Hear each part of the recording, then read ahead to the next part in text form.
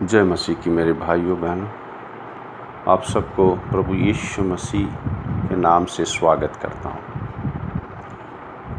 आओ आज वचनों से हम देखेंगे कि प्रभु का आने का दिन या प्रभु का दिन चोरों की नाई आएगा। ये लूका की अध्याय 12, 39 और 40 में लिखा हुआ है और बहुत सारे वचनों में है। मत्ती के अध्याय 24, 43 में है। प्रकाशित वाक्य 16, 15 में है, अध्याय 16 वचन 15, और पतरस के दूसरे किताब में 3 का 10 में। तो आओ हम देखते हैं लूका के अध्याय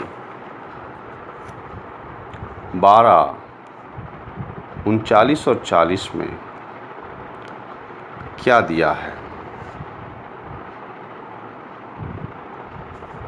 हम पढ़ते हैं, परंतु तुम यह जान रखो कि यदि घर का स्वामी जानता कि चोर किस घड़ी आएगा तो जागता रहता और अपने घर में सेंध लगने ना देता। तुम भी तैयार रहो, क्योंकि जिस घड़ी तुम सोचते भी नहीं उस घड़ी मनुष्य का पुत्र आ जाएगा। तो यहाँ पे प्रभु के आने के दिन के बारे में तो ऐसा क्यों लिखा है कि प्रभु का दिन जो है चोरों की नाई आएगा। तो सबसे पहले हम देखते हैं कि चोर क्या करता है, चोरी कैसे करता है। चोर कोई भी घर में कब घुसता है, या तो मालिक घर का सो रहा है या लापरवाह है, उसने अपने घर की बरोबर चारों ओर से रक्षा की नहीं है, उसके दरवाजे खिड़की वगैरह खुले हैं। तो चोर कब घुसता है, जब वो देखता है कि उस घर का रखवाला कोई नहीं है या सोया हुआ है या सही तरीके से उसकी रखवाली नहीं हो रही। तो प्रभु का जो आने का दिन है या प्रभु का दिन है, ये क्या है? क्या प्रभु संसार का न्याय करने के लिए आएगा? क्या ऐसा है? नहीं मेरे भाइयों, वो आएगा अपनी दुल्हन को लेके जाने के लिए, पवित्र कुंवारी को लेके जाने के लिए। और पवित्र कुंवारी उसकी कलीसिया है, उसकी देह है। और वो आएगा बादलों में अपनी दुल्हन को लेके जाने के लिए, पवित्र दुल्हन, पवित्र कुंवारी, पवित्र कलीसिया।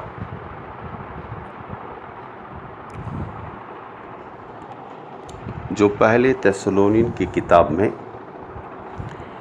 अध्याय 4 का वचन 13 से 18 में लिखा है। पहले थिस्सलुनीन की किताब अध्याय 4, 13 से 18। मगर सबसे पहले हम देखते हैं कि कलीसिया कहाँ है और कलीसिया कैसी है।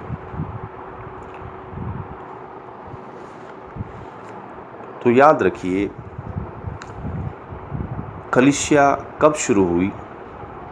जब पेंतिकोस्त के दिन पवित्र आत्मा उतरा और पतरस पवित्र आत्मा से भरा हुआ प्रचार करने लगा।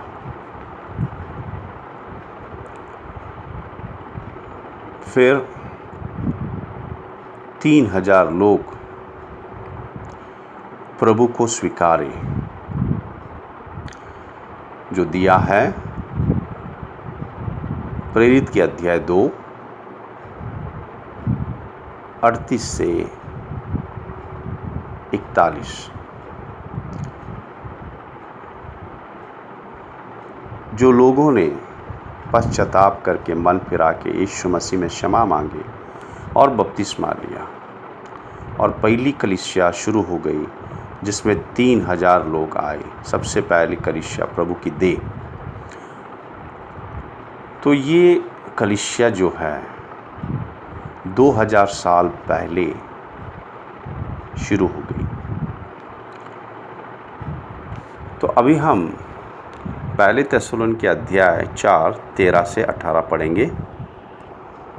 पहले थिस्सलुनीके अध्याय 4 13 से पढ़ते हैं 18 तक। हे भाइयों, हम नहीं चाहते कि तुम उनके विषय में जो सोते हैं अज्ञान रहो। ऐसा ना हो कि तुम औरों की नाई शोक करो जिन्हें आशा नहीं। क्योंकि यदि हम प्रतीति करते हैं कि यीशु मरा और जी भी उठा, तो वैसे ही परमेश्वर उन्हें भी जो यीशु में सो गए हैं उसी के साथ ले आएगा। क्योंकि हम प्रभु के वचन के अनुसार तुमसे ये कहते हैं कि हम जो जीवित हैं और प्रभु के आने तक बचे रहेंगे, तो सोए हुओं से कभी आगे ना बढ़ेंगे। क्योंकि प्रभु आप ही स्वर्ग से उतरेगा, उस समय ललकार और प्रधान दूत का शब्द सुनाई देगा और परमेश्वर की तुरही फूंकी जाएगी, और जो मसीह में मरे हैं वे पहले जी उठेंगे। तब हम जो जीवित और बचे रहेंगे उनके साथ बादलों पर उठा लिए जाएंगे कि हवा में प्रभु से मिलेंगे, और इस रीति से हम सदा प्रभु के साथ रहेंगे। तो यहाँ पे प्रभु क्या कह रहा है कि मसीह में, जैसे 16 में लिखा है, और जो मसीह में मरे हैं वे पहले जी उठेंगे। तो याद रखिए, जैसे मैंने आपको बताया कि कलीसिया 2000 साल पहले शुरू हो गई है, और कहीं मसीह में सो गए हैं, कहीं लाखों करोड़ों लोग जो हैं मसीह में सो गए हैं। यानी उनका शरीर में वो मरे हैं, मगर प्राण और आत्मा प्रभु के पास है। उनका शरीर मिट्टी हो गया है। तो इसी के बारे में कह रहे हैं कि जिनका देह मिट्टी में है, तो सबसे पहले जब यीशु प्रभु आएगा लेने के लिए, जिनका देह मिट्टी हो गया है, जो सो रहे हैं, उनको प्रभु जिलाएगा। मिट्टी से उनका शरीर निकालेगा, जिलाएगा उन्हें, और फिर हम जो जीवित हैं यीशु प्रभु के आने तक, और जो उसकी राह देख रहे हैं, पवित्रता में चल रहे हैं, तो हमारा शरीर पलक झपकते ही महिमा वाला शरीर होगा, और हम स्वयं प्रभु के पास बादलों में चले जाएंगे। याद रखिए, जब प्रेरित के अध्याय 1 में हम पढ़ते हैं, लिखा है कि यीशु मसीह अपने चेलों के देखते देखते स्वर्ग में चला गया, उठा लिया गया। तो उसकी जो शरीर था प्रभु का, महिमा वाला शरीर था जी उठने के बाद, और ये शरीर महिमा वाला कहीं पे भी जा सकता है। जैसे प्रभु के चेले डर के मारे उसके जी उठने के बाद एक कमरे में बंद थे, और प्रभु बंद कमरों से, बंद दरवाजे थे, बंद कमरों के अंदर आ गई, दरवाज़ा खुला नहीं था। तो उनका महिमा वाला शरीर था, और ये महिमा वाले शरीर से ही प्रभु स्वर्ग चले गए। ऐसे ही जो प्रभु के लिए तैयार हैं, पवित्रता में बने रहेंगे, जब प्रभु आएगा तो हमारा शरीर जो जीवित हैं पलक झपकते महिमा वाला शरीर हो जाएगा, और हम बादलों में उठा लिए जाएंगे। अभी आगे देखते हैं कि क्या प्रभु का आना गुप्त होगा। जैसे बहुत सारे लोग कहते हैं कि प्रभु गुप्त आएगा और अपने कलीसिया को उठा लिए जाएगा। आओ देखें कि वचन क्या कहते हैं। वचन क्या कहता है कि प्रभु का आना कैसे होगा। याद रखो मेरे भाइयों बहनों, बाइबल ही हमारा सबूत है, वचन। इसलिए कोई कुछ भी कहे, आके हमने देखना है कि वचनों में है या नहीं। जो कह रहे हैं वो वचनों के हिसाब से है या नहीं। आजकल मन के विचार बहुत सारे लोग बोल रहे हैं, उसको हमने ध्यान नहीं देना है। मनुष्य के विचार जो हैं उसको बाजू में रखना है। अगर वो वचन के हिसाब से नहीं है, उसको बाजू में रखना है। तो वचन क्या कहता है, इससे हमें मतलब है, क्योंकि वचन ही सत्य है, वचन ही अनंत काल का है। तो मत्ती के अध्याय 24 और वचन, 2 वचन देखते हैं, एक 27 और एक वचन 30। तो पहले दिया हुआ है वचन 27 में, मत्ती के अध्याय 24-27, कि जैसे बिजली कड़कती है पूरब से पश्चिम की ओर और सब देखते हैं, वैसे ही प्रभु को देखेंगे। और फिर यही मत्ती के अध्याय 24-30 में क्या लिखा है कि हर एक पृथ्वी का मनुष्य प्रभु यीशु को देखेगा बादलों में आते हुए। बादलों में आते हुए प्रभु को देखेगा हर एक मनुष्य। याद रखिए, पृथ्वी पर जब एक जगह पे दिन होता है तो दूसरी तरफ अंधेरा रात होता है। पूरी पृथ्वी पर एक वक्त पूरा दिन नहीं होता, आधा दिन होता है इस तरफ और उस तरफ रात होती है। मगर जब प्रभु का आना होगा, ये कैसा होगा, सारी पृथ्वी के लोग सारी ओर, उस तरफ इस तरफ, सब देखेंगे प्रभु को। सब देखेंगे, क्योंकि लिखा है हर एक पृथ्वी का आदमी ये देखेगा। तो याद रखो मेरे भाइयों बहनों, प्रभु कोई गुप्त काम नहीं करता है, सब देखेंगे वो जब प्रभु आएगा बादलों में। प्रभु का आना स्वयं इस पृथ्वी पर गुप्त नहीं था। उसने यशाया के द्वारा 700 साल पहले, यशाया 7:14 में लिखा है, उन्होंने भविष्यवाणी की थी, यशाया भविष्यद्वक्ता ने, कि एक कुमारी गर्भवती होगी। तो प्रभु अपने आने का भविष्यद्वक्ताओं के द्वारा वो बताता है। और ये भी प्रभु ने स्वयं कहा है कि उसका आना सब मनुष्य देखेंगे, सारे पृथ्वी के मनुष्य। अभी फिर हम देखेंगे कि क्या प्रभु का दिन चोरों की न्याय किसके लिए होगा।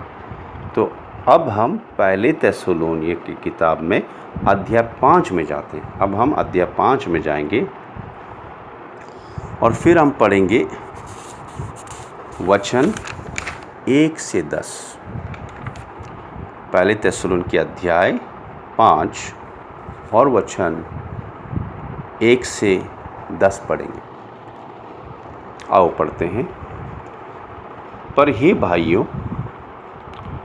इसका प्रयोजन नहीं कि समयों और कालों के विषय में तुम्हारे पास कुछ लिखा जाए, क्योंकि तुम आप ठीक जानते हो कि जैसे रात को चोर आता है, वैसे ही प्रभु का दिन आने वाला है।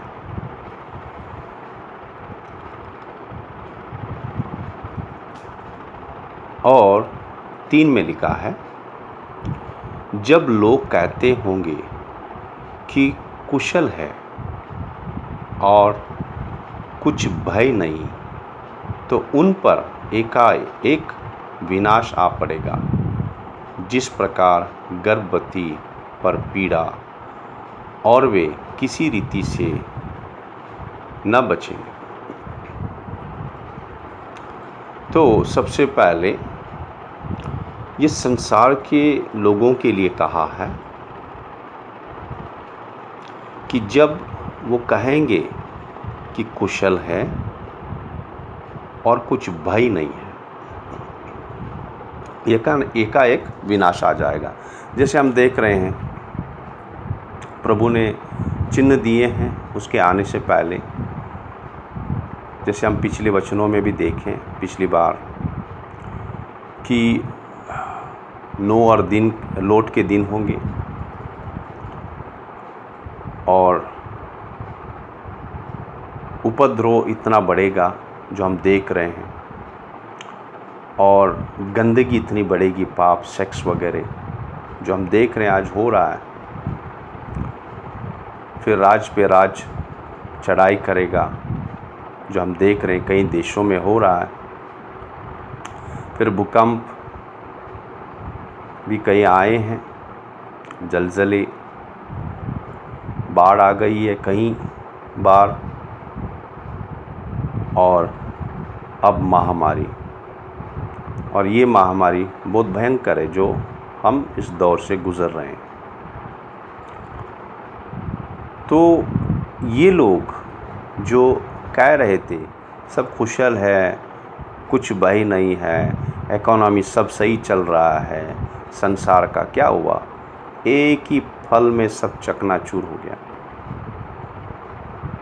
जो कह रहे थे कोई डरने की बात नहीं है, इकोनॉमी सही चल रहा है, इकोनॉमी बढ़ रहा है, जीडीपी बढ़ रहा है, सब एक फल में सब ठप हो गया। ना हवाई जहाज चल रहे हैं, ना ट्रेन चल रहे हैं, ना मॉल्स वगैरह खुले हैं, धंधा बंद है। और क्या हो रहा है, सारी आर्थिक स्थिति ठप हो गई है। बिजनेस वाले दुखी हैं, शिकायत कर रहे हैं, उनके पास पैसा नहीं है और बिज़नेस लॉस हो गया, तनख्वाह देना है। और जो अपने टेक्नोलॉजी पे घमंड कर रहे थे, दवाओं पे घमंड कर रहे थे, क्या हुआ, आज कुछ भी नहीं चल रहा। एक क्षण में सब ठप कर दिया। तो इसीलिए वो वचन 3 कहता है कि संसार के लोग जब कहेंगे सब कुशल है और कुछ भय की कोई चिंता नहीं है, हमारे पास सब कुछ है, टेक्नोलॉजी है, दवा है, पैसा है, कुछ, अचानक ये विनाश आएगा। और ये आ गया और हम इस घड़ी में चल रहे हैं।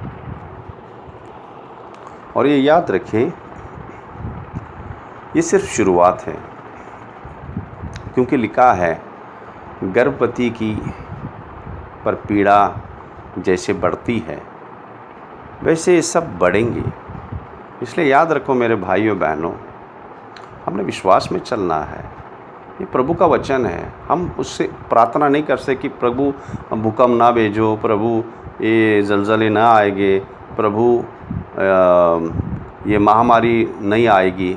नहीं, ये प्रभु का वचन है। वो कहता है कि ये चिन्ह है उसके आने से पहले।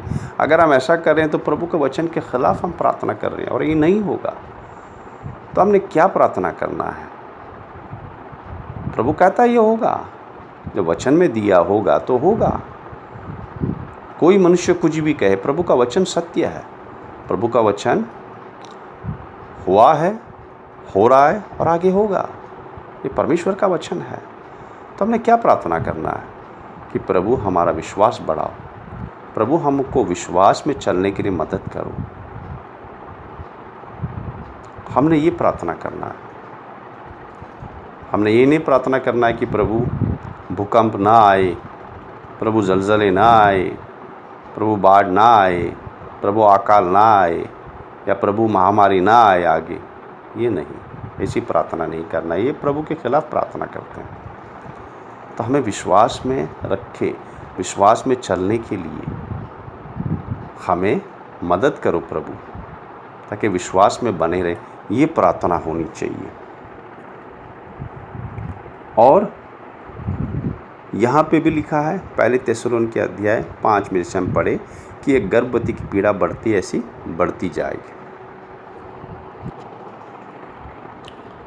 मगर आगे वचन 4 में क्या लिखा है?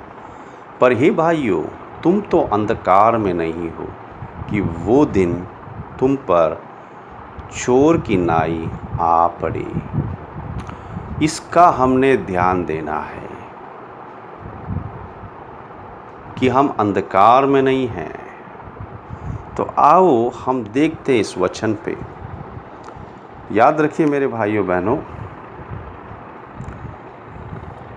आज कलीसिया में 2 प्रकार के विश्वासी हैं। अगर ऐसा नहीं होता तो प्रभु नहीं कहता बहुत सारे दृष्टांत में कि एक जंगली झाड़ है, एक गेहूँ है, एक जंगली पौधा है, एक गेहूँ है, दोनों बराबर दिखते हैं। और एक भेड़ है, एक बकरी है। तो 2 प्रकार के विश्वासी आज कलीसिया में हैं।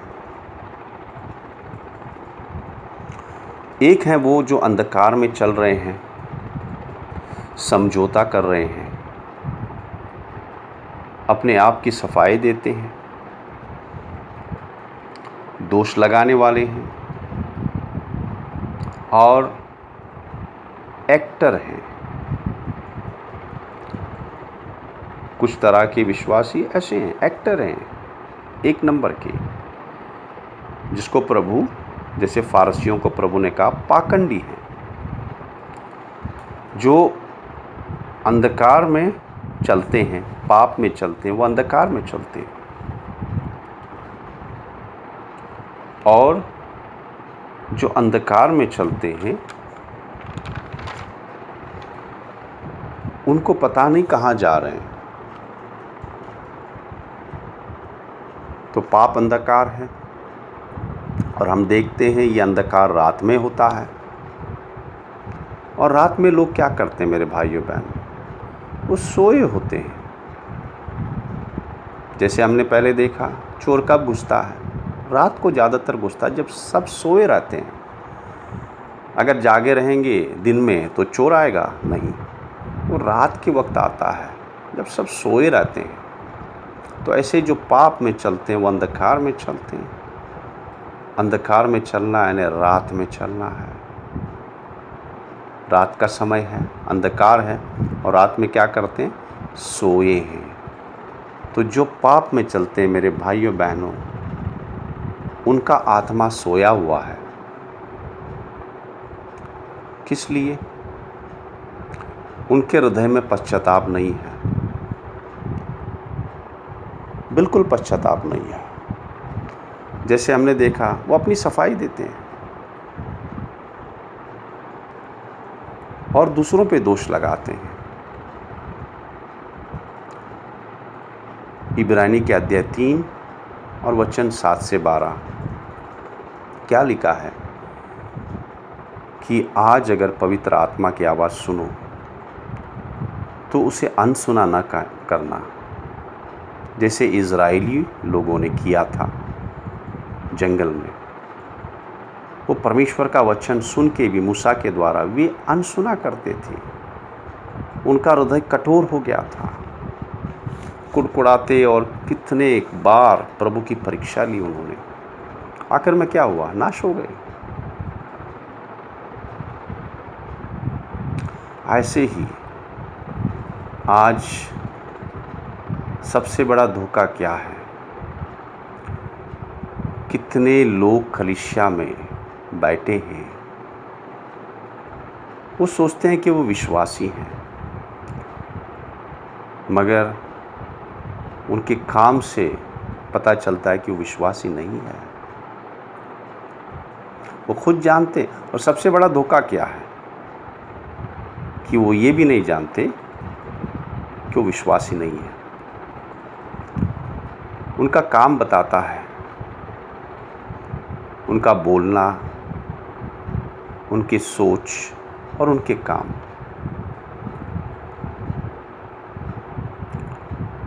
तो इससे पता चलता है कि रोज हम कैसे चलते हैं।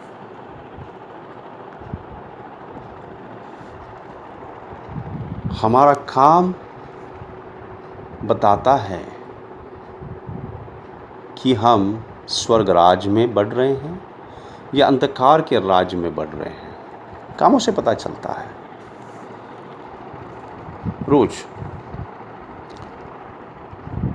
मगर जो विश्वास में चलने वाले होते हैं, जो प्रभु की आज्ञा पालन करते, प्रभु की इच्छा पालन करते, प्रभु का आज्ञा पालन करना है, उसकी इच्छा है, वचन उसकी इच्छा है, तो ये लोग जो प्रभु की इच्छा पालन करते हैं, विश्वास में जीते हैं। आज्ञा पालन करने के लिए आसान नहीं है, दुख उठाना पड़ता है, अपनी इच्छा को मारना पड़ता है, प्रभु की इच्छा करनी पड़ती है। ये लोग प्रभु की इच्छा करके चलते हैं और ये सत्य में चलते हैं। प्रभु का वचन सत्य है। जब सत्य का पालन करेंगे, वचन का पालन करेंगे, तो पवित्रता में बढ़ते हैं, सत्य में चल रहे हैं और वो ज्योति में चल रहे हैं। और परमेश्वर के साथ सहभाग्यता है, क्योंकि पहले यूहन्ना के अध्याय 1 और वचन 7 में दिया है, जैसे वो ज्योति में है ऐसे अगर हम भी ज्योति में बने रहें तो एक दूसरे के साथ सहभाग्यता है। जब हम वचन पालन करके चलते हैं,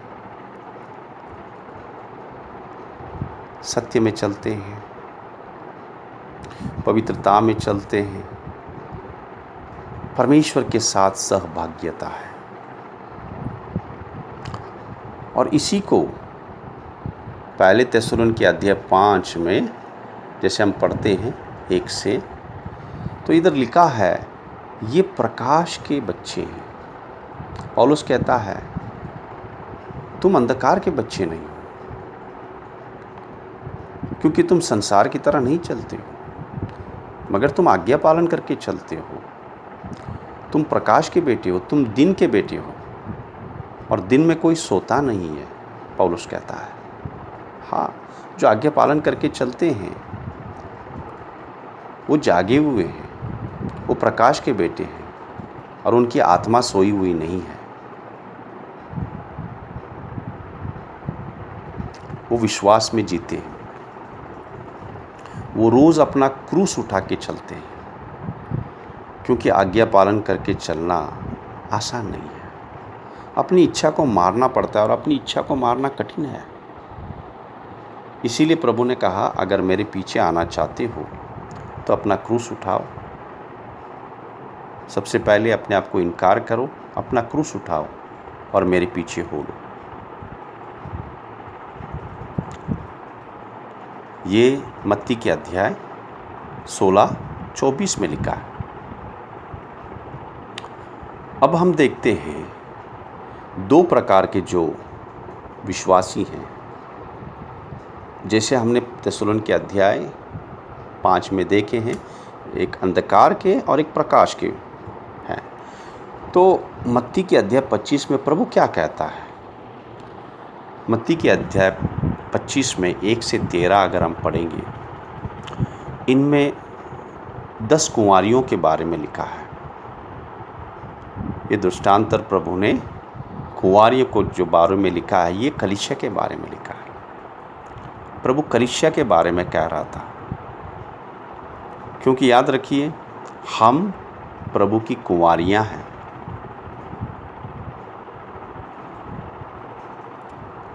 हम उसकी कलीसिया हैं।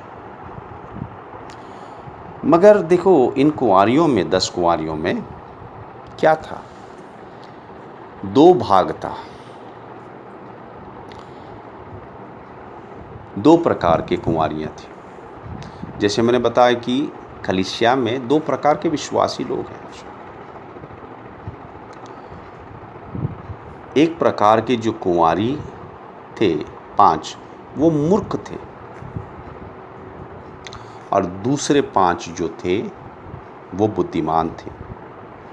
तो आओ देखो परमेश्वर क्या कहता है कि मूर्ख किसे कहता है प्रभु।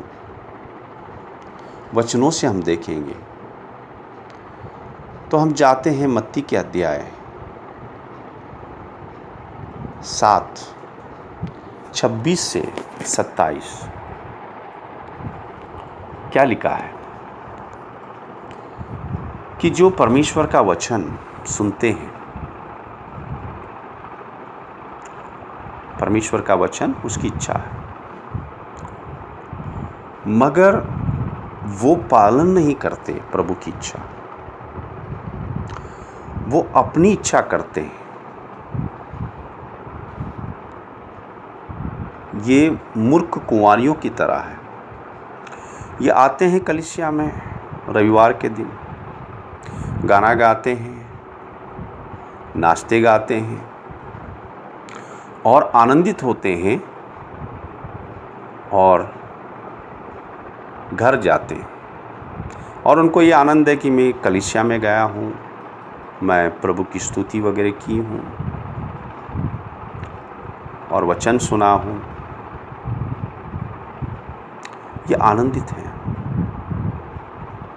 कि ये कलीसिया में गए, प्रभु का वचन सुने और प्रभु की स्तुति वगैरह की। हमने कलीसिया में जाना है, ज़रूरी है। रविवार के दिन या मीटिंग है, जाना बहुत ज़रूरी है। प्रभु कहता है कि पवित्र लोगों की संगति टुकराव नहीं, जाना है। मगर मेरा कहने का मतलब क्या है? ये आते हैं और वचन सुनते हैं, स्तुति वगैरह करते हैं, मगर परमेश्वर का वचन का आज्ञा पालन नहीं है इनके जीवन में। ये जाते हैं, फिर गुस्सा करते हैं, लड़ाई करते हैं, गाली देते हैं,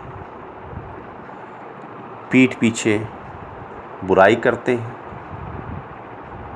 दूसरों का न्याय करते हैं, जलन रखते हैं, अंदर कड़वाहट रखते हैं, अक्षमा रखते हैं, बड़ाई मारते हैं। ये संसार की तरह जीते हैं। रविवार के दिन 2 घंटा प्रभु को देते हैं और बाकी सोमवार से शनिवार तक अपनी इच्छा करते हैं, अपनी इच्छा पे चलते हैं। प्रभु की इच्छा की परवाह नहीं। जो सुना वचन भूल गए और अपनी इच्छा शुरू की कलीसिया से बाहर जाके, और ये सोचते हैं कि वो ज्योति हैं, मगर वो ये भी नहीं जानते कि ज्योति में तेल नहीं है, बुझ गई है। अगर ज्योति में तेल नहीं है, बुझ गई है, तो वो ज्योति नहीं, एक मिट्टी का दिया होता है बस। उसके अंदर तेल नहीं तो जलेगा कैसे? वैसे प्रभु की इच्छा अगर पालन नहीं करते, तो परमेश्वर पवित्र आत्मा से भरे नहीं है तो कहाँ से ज्योति होंगे।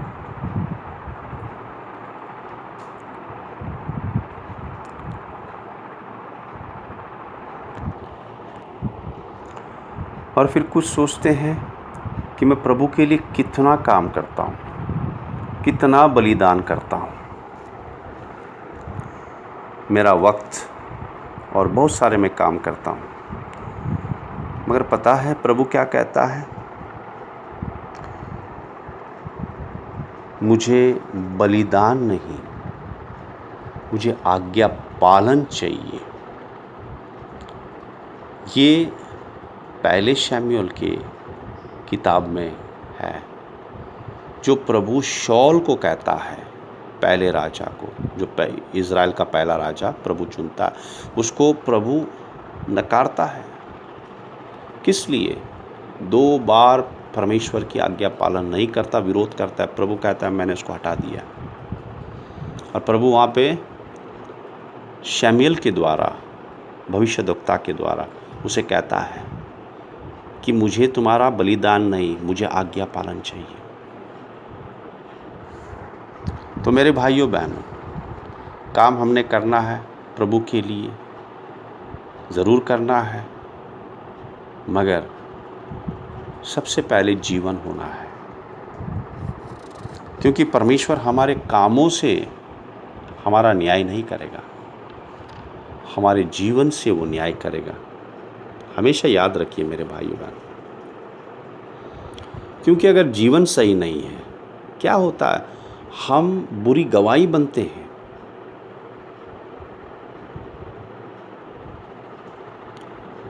इसीलिए मत्ती के अध्याय 7 और लिखा है, मत्ती के अध्याय 7 हम वचन 18 से पढ़ेंगे। अच्छा पेड़ बुरा फल नहीं ला सकता और ना निकम्मा पेड़ अच्छा फल ला सकता है। जो पेड़ अच्छा फल नहीं लाता वह काटा और आग में डाला जाता है। सो उनके फलों से तुम उन्हें पहचान लोगे। तो याद रखिए, यहाँ पे प्रभु कामों के बारे में नहीं कह रहा है, जीवन के बारे में कह रहा है। ये फल 2 प्रकार के हैं। गलती के अध्याय 5 19 से 21 ये जीवन के बुरे फल हैं, बुरे झाड़ के आप पढ़ सकते हैं, और अच्छे पेड़ के अच्छे फल जो हैं। पेड़ अच्छा कैसे जाना जाता है? फल से। तो अच्छा पेड़ जो है वो गलातियों के अध्याय 5 22 और 23 ये फल होगा। तो याद रखिए, परमेश्वर हमें हमारे कामों से नहीं परखेगा। कामों से पुरस्कार मिलता है मेरे भाइयों, मगर हम स्वर्ग सिधारें तब। तो सबसे पहले महत्वपूर्ण जीवन है, और जीवन से हमारी सेवकाई होती है।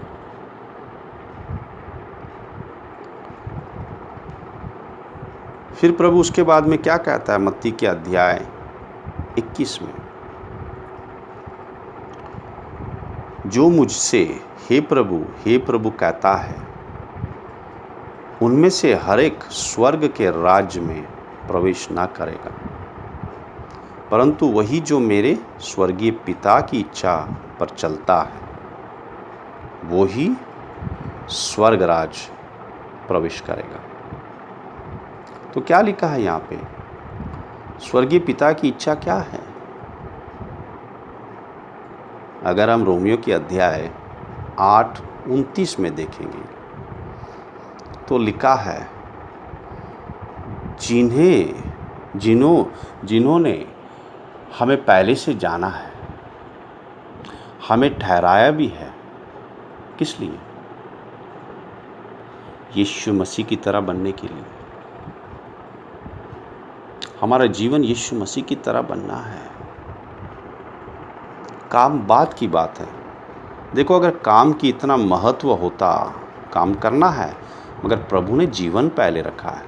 देखो क्या हुआ है, जो काम को महत्व दे के जीवन को नहीं संभाले हैं, पाप करते चले हैं। मत्ती के अध्याय 7:22 देखो क्या लिखा है।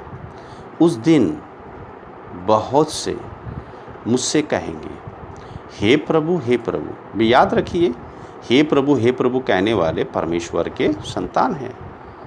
संसार का आदमी हे प्रभु नहीं कहेगा, वो जानता नहीं है परमेश्वर यीशु को, मगर उसके बच्चे, उसकी संतान, उसके दास, उसके बेटे उसे प्रभु कहते हैं। किसको? यीशु को। हे प्रभु, क्या हमने तेरे नाम से भविष्यवाणी नहीं की, और तेरे नाम से दुष्ट आत्माओं को नहीं निकाला, और तेरे नाम से बहुत अचंभे के काम नहीं किए? मगर प्रभु क्या कहता है देखो, तब मैं उनसे खुलकर कह दूंगा कि मैंने तुमको कभी नहीं जाना। हे कुकर्म करने वालों, मेरे पास से चले जाओ। देखो याद रखो, ये बड़े प्रभु के दास थे। प्रभु ने उनको बड़ा दान दिया था। एक को भविष्यवाणी का दान, एक को दुष्ट आत्माओं निकालने का दान, और दूसरे को चंगाई का दान। ये बड़े बड़े दान प्रभु ने दिए थे। तो प्रभु क्या कह रहा है यहाँ पे? उन्होंने हो सकता है जो दान दिए थे इस्तेमाल किए प्रभु के लिए, और बहुत सारे उनके दान के वजह से स्वर्ग भी गए। मगर क्यों प्रभु कह रहा है कि मैं तुम्हें जानता ही नहीं हूँ? और क्या कह रहा है कि हे कुकर्म करने वालों, यानी हे पाप में चलने वालों। देखो याद रखो, जब हम सत्य जान के अगर पाप में चलते हैं, प्रभु हमें नहीं जानता है मेरे भाई। ये परमेश्वर का वचन है। प्रभु उनको कह रहा मैं नहीं जानता हूँ तुम्हें। तो क्या फ़ायदा रहेगा कि अगर सेवकाई के पीछे भागते हैं और जीवन नहीं संभाल रहे। जीवन सबसे पहला महत्व है।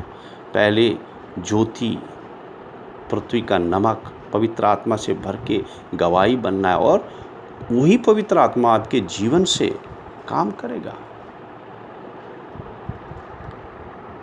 तो यही प्रभु कह रहा है।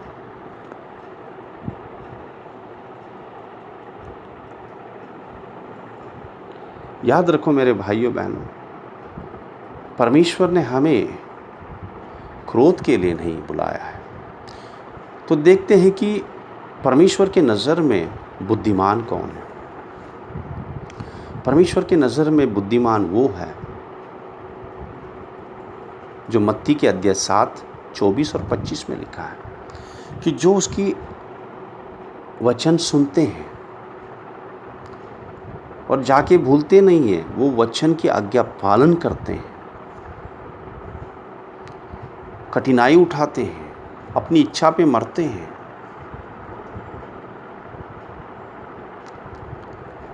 और परमेश्वर की इच्छा करते हैं।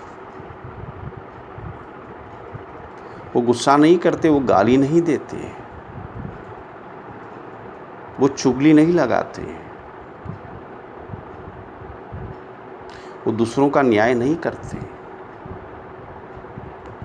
वो कड़वाहट नहीं रखते, क्योंकि वो परमेश्वर की इच्छा करते हैं। क्या उन्हें गुस्सा नहीं आता? आता है, मगर क्या करते हैं? जब गुस्सा आता है, वो गुस्से करने की इच्छा, जो उसकी इच्छा है, वो क्रूस पे मार देता है और पवित्र आत्मा का सुनता है और क्षमा करके प्रभु के आनंद में चलता है, जैसे प्रभु चला। मेरे भाइयों बहनों, परमेश्वर ने हमें पवित्र आत्मा दिया है। पवित्र आत्मा किस लिए दिया है? हमारी मदद करने के लिए। यूहन्ना की अध्याय 14, 16 और 17 में लिखा है, हमारी मदद करने के लिए, सत्य बताने के लिए, सत्य में चलाने के लिए। देखो मेरे भाइयों बहनों,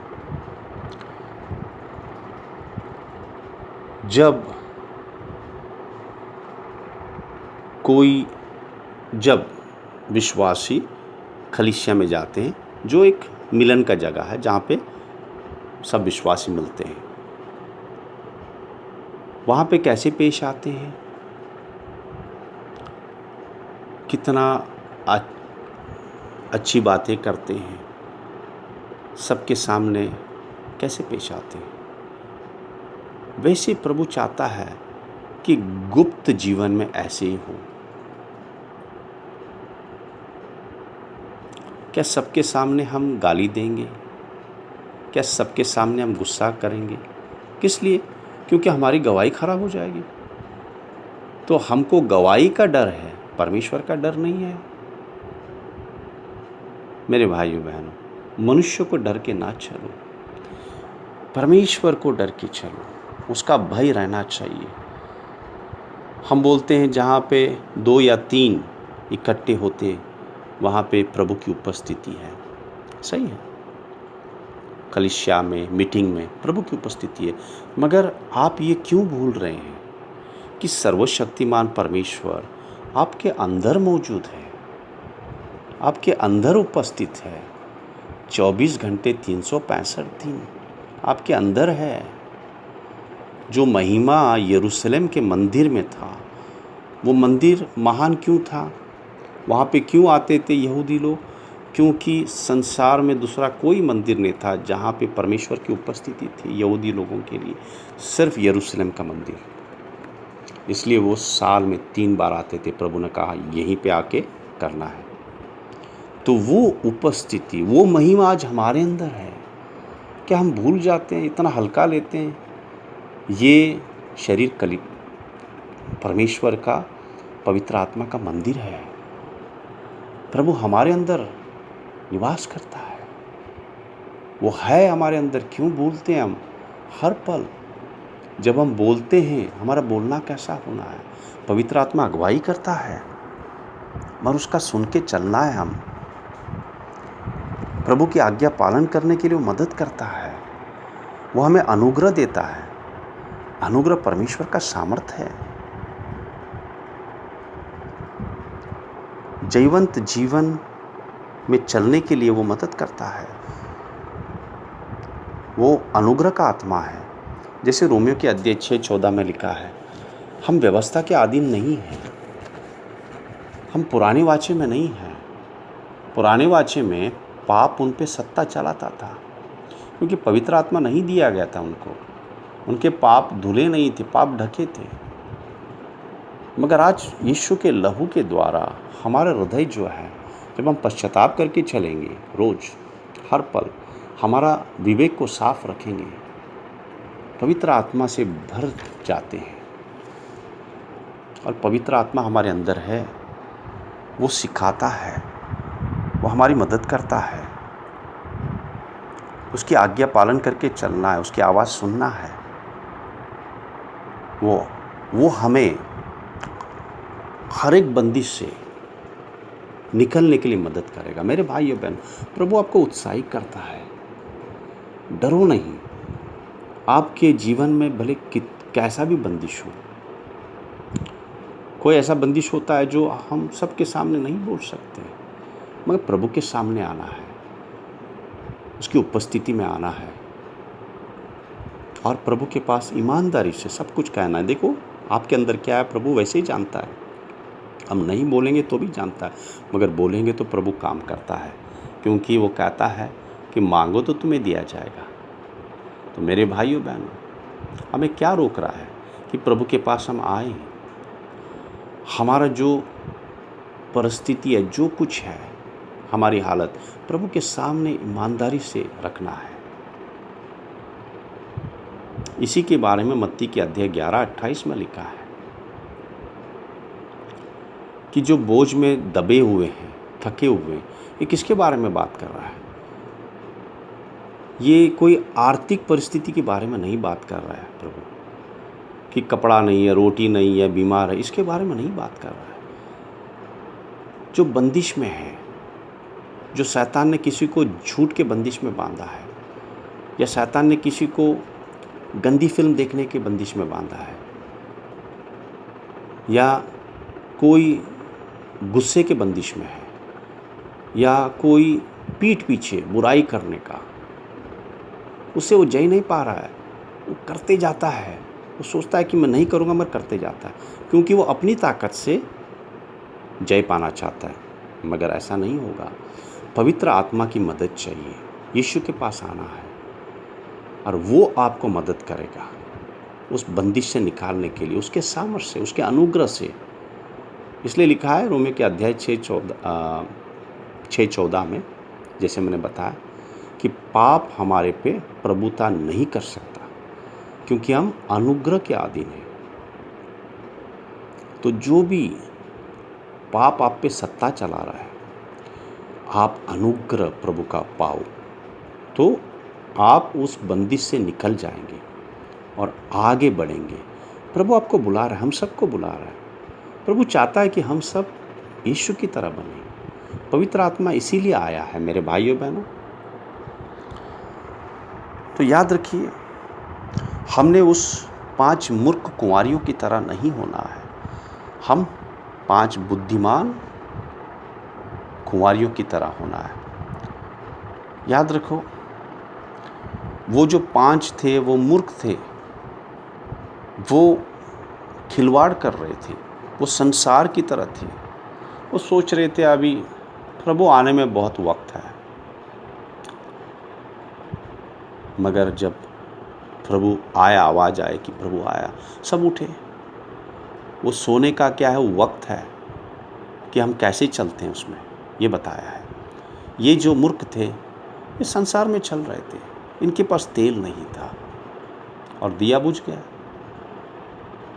मगर जो प्रभु की आज्ञा पालन करके चल रहे थे, जो कुंवारी, उनके पास कुप्पी में तेल था, और जैसे आवाज़ आया मंगेतर का आने का, प्रभु का आने का, वो उठे और उनका दिया बुझ रहा था, मगर तेल था, तेल डाल दिया उन्होंने, उनका दिया जलता रहा। जिनका दिया जलता रहा वही गए प्रभु के साथ में, जिनका दिया बुझा हुआ था वो नहीं जा पाए। और उस वक्त तो दौड़ रहे हैं पश्चाताप के लिए। तेल के लिए दौड़ना है ना, पश्चाताप करके पवित्र आत्मा से भरना, मगर वक्त ख़त्म हो गया था। ऐसा ना हो हमारे साथ में। अगर हम ये भी सोचते हैं कि प्रभु का आना अभी बहुत वक्त है, मेरे भाइयों बहनों, क्या आज अगर हम संसार छोड़ दें, शरीर छोड़ दें, क्या तैयार हैं प्रभु को मिलने के लिए? तो याद रखिए मेरे भाइयों बहनों, पवित्र आत्मा हमें दिया है मदद करने के लिए। वो हमने उससे बातें करना है, और वो जो आपको बता सकता है, सिखा सकता है, वचनों के बारे में रहस्य बता सकता है, कोई नहीं बता सकता। मगर इसका ये मतलब नहीं कि हमने पास्टर से नहीं पूछना, भाई से नहीं पूछना है, हमें एक दूसरे की मदद चाहिए। मगर सबसे पहले उससे जुड़े रहना है, जो हमारा अनंत काल का मंगेतर है, उससे जुड़े रहना है। जो वो प्रकाशित वाक्य देगा, आपको रहस्य देगा, बताएगा, वो कोई नहीं बता सकता आपको। आप पास्टर और भाई आपको वचन के बारे में सिखा सकते हैं, मगर जो वचन का रहस्य है, प्रकाशित वाक्य है, वो सिर्फ पवित्र आत्मा आपको दे सकता है, बता सकता है। इसलिए मेरे भाइयों बहनों, हमने वक्त बिताना है, प्रभु की उपस्थिति में आना है, बैठना है, बैठना है प्रभु की उपस्थिति में आके, उससे सुनना है। और जो कुछ भी हमारा, जो कुछ भी है, बंदिश है, तकलीफ़ है, परिस्थिति है, उसको कहना है और उससे बातें करते रहना प्रभु पवित्र आत्मा के पास। जहाँ पे भी हैं, हम तराई में हो या पहाड़ में हो, जंगल में हो, रेगिस्तान में हो, वो हमारे साथ है। मनुष्य हमारे साथ में नहीं रह सकता कोई भी। सब मनुष्य अच्छे हैं, हमारे भाई बहन अच्छे हैं, मगर हर एक की बुद्धि सीमित है, ताकत सीमित है, मदद करने की हर चीज़ सीमित है। मगर प्रभु के पास वो सर्वशक्तिमान परमेश्वर है, और जो वो कर सकता है कोई नहीं कर सकता। तो आओ मेरे भाइयों बहनों, आज से हम पवित्र आत्मा के साथ बातें करें, परमेश्वर के साथ उपस्थिति में वक्त बिताएं, प्रार्थना करें, जागते रहें। और प्रभु ने जो हमें समय दिया है, हमने इसका अच्छा इस्तेमाल करना है। बेकार की चीज़ें नहीं देखना है, बेकार की बातें नहीं करना है। हमने विश्वास में बढ़ना है, तैयार रहना है, क्योंकि आने वाला वक्त और भी बहुत कठिन होगा, क्योंकि प्रभु का वचन कहता है। तो इसलिए हमने तैयार रहना है कि हे प्रभु मेरा विश्वास बढ़ाओ। दिन प्रतिदिन प्रभु जो परिस्थिति आती है प्रभु, उसमें से जयवंत होकर चलने के लिए मुझे मदद करो। मेरे पापों पे प्रभु जयवंत होकर चलने के लिए मदद करो। किस पे जयवंत होना है? पापों पे। विश्वास में बढ़ना है और आगे चलते रहना है। और मेरे भाइयों बहनों, याद रखें, पवित्र आत्मा हमारे अंदर है, उसको दुखी ना करना, क्योंकि अफिसियों के अध्याय 4:30 में लिखा है, और पवित्र आत्मा को शोकित ना करो। कैसे शोकित होता है? जब हम आज्ञा पालन नहीं करते, विरोध करते परमेश्वर का वचन, पाप करके चलते हैं, उनको दुख होता है, बड़ा दुख होता है। इसलिए याद रखिए, उपस्थिति सिर्फ मीटिंग में या कलीसिया में नहीं, उपस्थिति आपके अंदर है। परमेश्वर पवित्र आत्मा की, सर्वशक्तिमान परमेश्वर आपके अंदर है। पहले यूहन्ना के अध्याय 4:4, जो आपके अंदर है सर्वशक्तिमान है, जिससे दुष्ट वो बाहर है। इसलिए हमेशा याद रखिए, आप उनको दुखी ना करें। वो आपको मदद करता है, मुझे मदद करता है कि हम प्रभु की वचन पालन करके चलें। और उनका एक ही लक्ष्य है कि हमको यीशु की तरह बनाए, हमें पवित्र कुंवारी बनाए, प्रभु के आते तक हमें विश्वास में रखें और पवित्र रखें, ताकि हम अपने मंगेतर के साथ जा सकें। तो याद रखो मेरे भाइयों बहनों, परमेश्वर का आने का दिन चोर के नाई हमारे लिए नहीं होना है। हम अंधकार के बेटे नहीं हैं। अंधकार में न चलो, पाप में न चलो। परमेश्वर ने हमें नाश के लिए नहीं बुलाया है, न्याय के लिए नहीं बुलाया है, मगर उद्धार के लिए बुलाया है। प्रभु ने कितनी बड़ी कीमत दी है,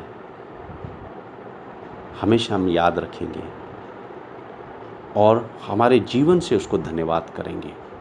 हम प्रकाश के बेटे बन के चलेंगे, अंधकार के बेटे नहीं। मेरे भाइयों बहनों, प्रभु आपका मदद करने के लिए तैयार है। आपने सिर्फ उनको पुकारना है, आपने उनको कहना है, प्रभु ये मेरी परिस्थिति है। तो याद रखें, जो कुछ भी बंदिश हो, जो कोई भी परिस्थिति हो, परमेश्वर आपके साथ है। और याद रखो, अगर आप मिट्टी के और लकड़ी के बर्तन भी हैं, जैसे तिमोथी की किताब में कहा गया है, प्रभु कहता है कि आपको वो सोने और चांदी का बर्तन बना सकता है जो राजा के हाथ में रहते हैं। कितना अच्छा है हमारा परमेश्वर। क्यों ना हम मन फिराए और प्रभु की ओर बढ़ें, उसकी इच्छा पालन करके चलें, पवित्र आत्मा को आनंदित करें। धन्यवाद करते पिता। प्रभु, हम सब की मदद करना पवित्र आत्मा, हम सबको दिन के संतान, प्रकाश के संतान बने रहने के लिए, जब तक यीशु नहीं आता, विश्वास में चलने के लिए। हो सकता है प्रभु, हो सकता है आने वाले दिन और भी कठिन होंगे प्रभु, और भी कठिन होंगे, मगर हमें ये आशा है और आनंद है कि आप हमारे साथ हैं। आप कभी नहीं छोड़ेंगे, कभी नहीं हमें त्यागेंगे। और हमने आपसे हमेशा बातें करते रहना है, आपकी मदद लेते रहना है। हाँ प्रभु, हम अनाथ नहीं हैं, आप हमारे साथ हैं।